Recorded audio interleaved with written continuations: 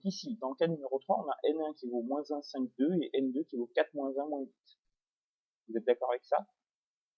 Donc ce qu'on remarque, c'est que pour passer de ce vecteur-là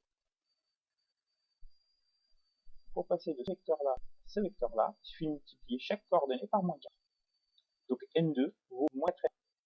Donc les vecteurs ils sont collinéaires, donc soit les plans sont strictement parallèles, soit ils sont confondus. Donc il suffit de regarder du coup le terme constant du plan, d'accord? Donc pour D2, pour le plan P2, c'est moins 1, et pour le plan P1, c'est moins 2. Et en fait, ce qu'on remarque, c'est que moins ne vaut pas moins 4 fois moins 2, puisque moins 4 fois moins 2 fait 8, et moins 1 n'est pas égal à 8. Donc ici, le plan P1 est strictement parallèle.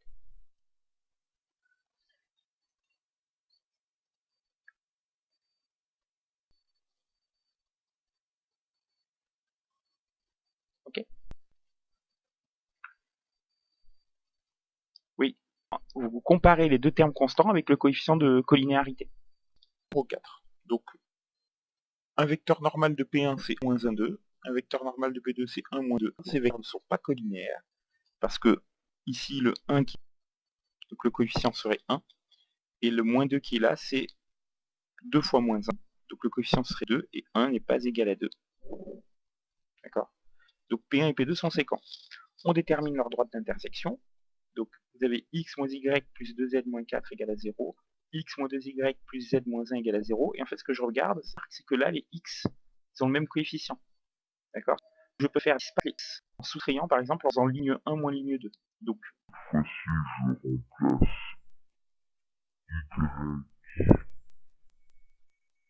Alors, vous avez x du coup.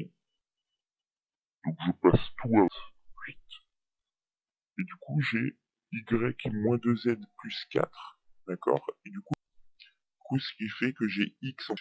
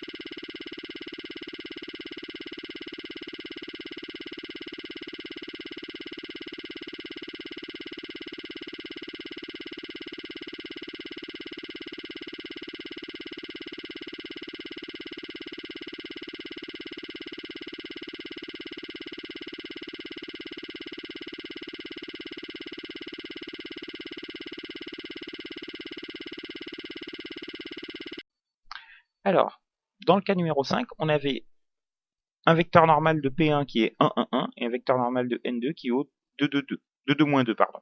Alors là, ce qu'on remarque, c'est que on a bien collinéarité pour les deux premières coordonnées, mais pas pour la troisième, très clairement, puisqu'en fait, 2 c'est 2 fois 1, mais moins 2 c'est moins 2 fois 1, et moins 2 n'est pas égal à 2. Donc P1 et P2 sont séquents. Et on détermine leur droite d'intersection, donc on a x plus y plus z égale 0, 2x plus 2y moins 2z plus 1 égale à 0. Donc là, j'exprime z comme étant moins x moins y. D'accord? Et du coup, je remplace le z de là-dedans par moins x moins y. Du coup, je bascule cette ligne-là en premier. Enfin non, je la garde toujours en premier, c'est égal à moins x moins y. Et en fait, quand vous développez et réduisez cette expression, vous avez 4x plus 4y plus 1 égale à 0. Du coup, j'exprime x en fonction de y, c'est un choix que je fais. J'aurais pu exprimer y en fonction de x, ça marchait tout aussi bien. Donc j'exprime x en fonction de y, et x du coup c'est 1, enfin 4x c'est moins 1 moins 4y. Et du coup si je divise par 4, ça fait moins 1 quart moins y. D'accord. Donc x vaut moins 1 quart moins y. Comme j'ai exprimé x en y, donc je vais égaler y. Du coup j'ai z qui vaut moins x moins y, c'est-à-dire moins 1 quart moins y moins y. Du coup j'ai x égale moins 1 quart moins y égale y, et quand vous simplifiez cette expression, vous avez moins 1 quart, moins y plus y, moins y, 0, ça fait 1 quart. Une représentation paramétrique de la droite d'intersection de P1 et P2, c'est x égale moins 1 quart moins t, y égale t, z égale 1 quart.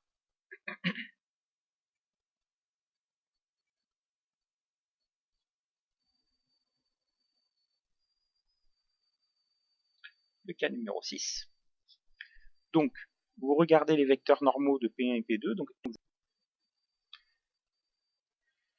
N1 et N2 ne sont pas collinéaires, parce que quand vous regardez la première ligne, vous avez moins 2 qui vaut moins 2 fois 1. Quand vous regardez la dernière ligne, 0, c'est 0 fois moins 1. Et en fait, moins 2 n'est pas 0. Donc, P1 et P2 sont séquents. On détermine leur droite d'intersection. On a x moins 2y moins z plus 4 égale à 0, et moins 2x moins y plus 5 égale à 0. Et en fait, ce qui se passe naturellement, c'est que vous voyez le y, il n'a aucun terme, il n'a aucun coefficient devant. Donc si je passe à droite, 2x plus 5 égale y, ou y égale 5 moins 2x. D'accord. Et comme j'ai exprimé directement y en fonction de x, le choix qui s'impose, c'est x égale x. D'accord. X égale x, y égale 5 moins 2x, z qui vaut x moins 2y plus 4.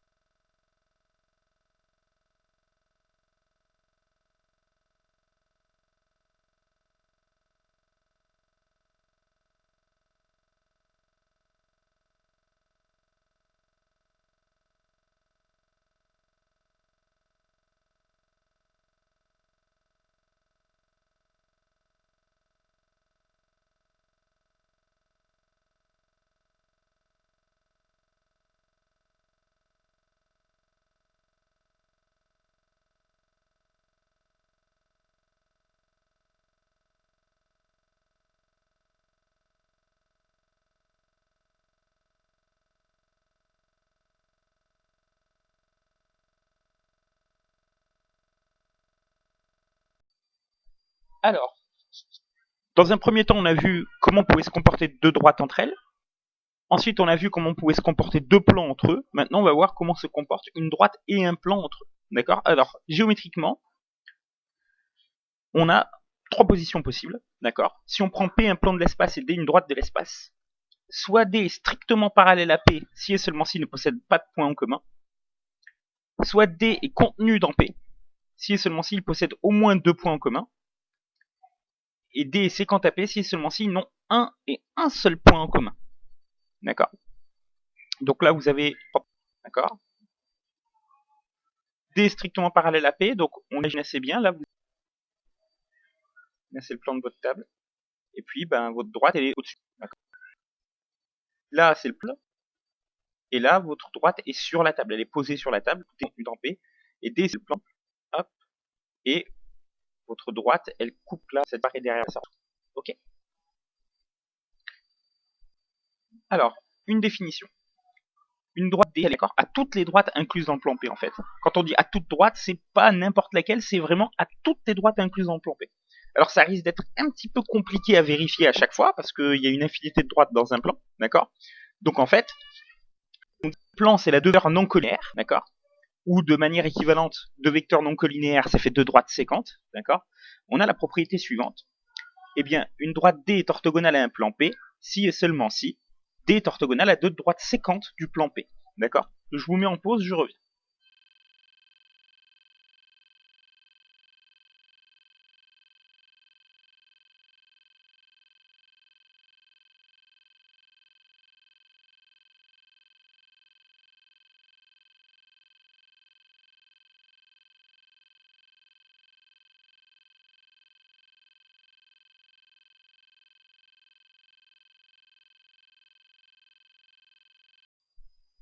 On disait, comme un plan est la donnée de deux vecteurs non collinéaires, d'accord, ou de manière équivalente deux droites séquentes, on a la propriété suivante. En fait, pour montrer qu'une droite est orthogonale à un plan, il suffira simplement de montrer que D est orthogonale à deux droites séquentes du plan.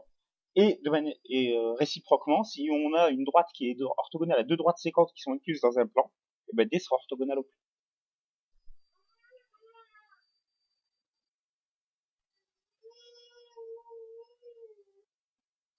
Alors là, non, il est là. Je suis content de faire des études. Théorème. Alors c'est un théorème qu'on appelle le théorème du toit et qui dit la chose suivante. Si une droite D, elle est parallèle à deux plans séquents P et P', donc imaginons que celui-là ce soit P, celui-là qu'on voit ici c'est P', eh bien une droite elle est séquente à ces deux plans-là à la fois, si et seulement si, si cette droite elle, AP, est à la fois parallèle à P', P' sont séquents suivant cette droite-là, eh bien cette droite elle est parallèle à la droite d'intersection. D'accord? Autre formulation, si on prenait deux plans séquents suivant une droite D, d'accord? Si D1 est une droite du premier plan qui est parallèle à P2 et D2 une droite bon plan qui est parallèle à D1, alors D, D1 et D2 sont parallèles. Ça marche? Pareil, la démonstration de la passe, on la fera demain si l'occasion se présente.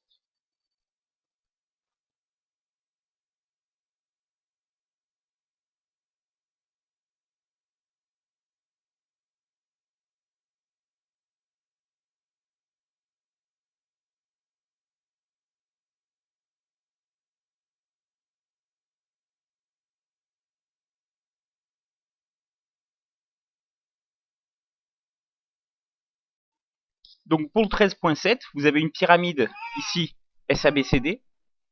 Les points IJK sont respectivement les milieux des arêtes SA, BC et SD.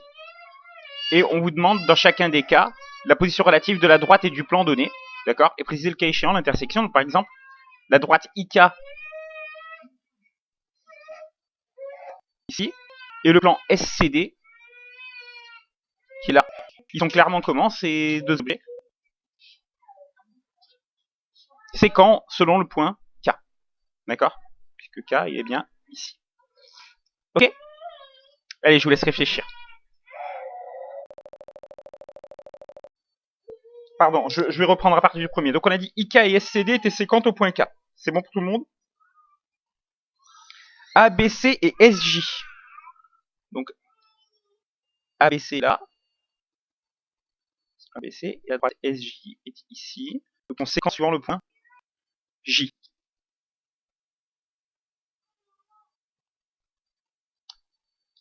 CK et BAD.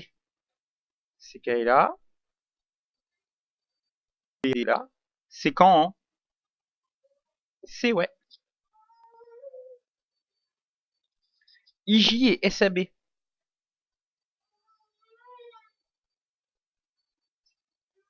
Séquent au point I, je suis d'accord. SAD et IK. Alors, on ne dit pas confondu. On dit que I est dans SAD. Ok?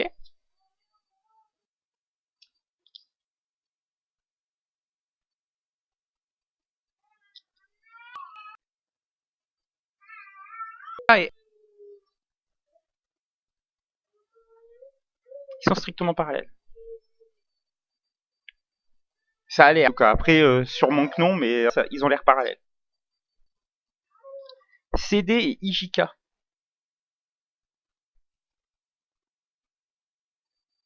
D'accord.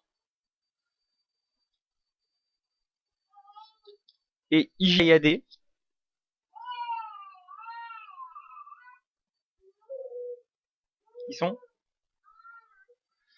Ils ont bien l'air parallèles. Là-dessus, strictement parallèles.